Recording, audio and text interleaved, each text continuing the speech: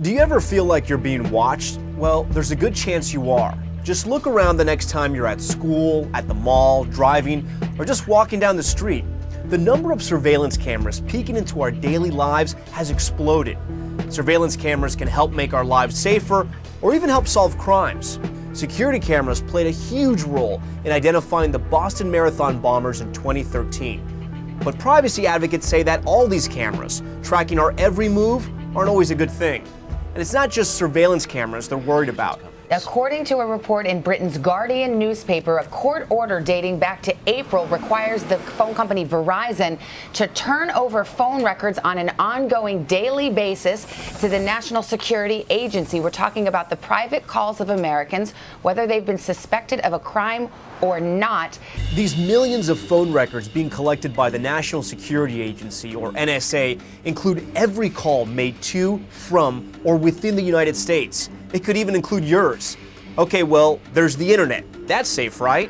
And now, what we are learning about how the U.S. is tapping into internet companies and emails. And good evening. Sources familiar with this separate government program say it allows the NSA and the FBI to tap directly into the servers of some of the largest internet providers.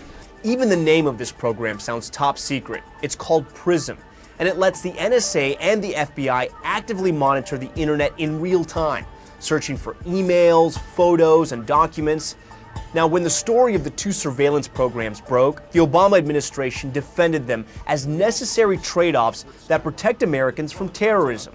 You can't have 100% security and also then have 100% privacy and zero inconvenience. So, is all this surveillance legal? Don't worry if you can't make up your mind. Even federal judges can't seem to agree. Our lead story tonight, a federal judge has ruled the NSA is violating our Fourth Amendment rights when it collects data on phone calls into and from the United States. A federal judge in New York ruled today that the NSA's vast collection of telephone records is legal. That contrasts with a ruling just 2 weeks ago from a judge in Washington who said the NSA program likely violates the Constitution.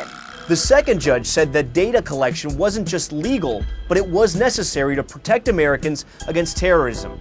Hidden in all those records of telephone calls, he said, are phone numbers and email addresses of terrorists that the NSA needs to track. And he also said something pretty interesting. Our privacy is less private than we think. The judge says people voluntarily surrender personal and seemingly private information to transnational corporations who exploit that data for profit, something far more intrusive than the government's phone record collection. You might think that the U.S. Constitution protects the privacy of every American, but it doesn't mention privacy at all. So the big decisions on how to balance security and privacy are something we're still debating. And while you may be safer from crime, your private life probably isn't as private as you think.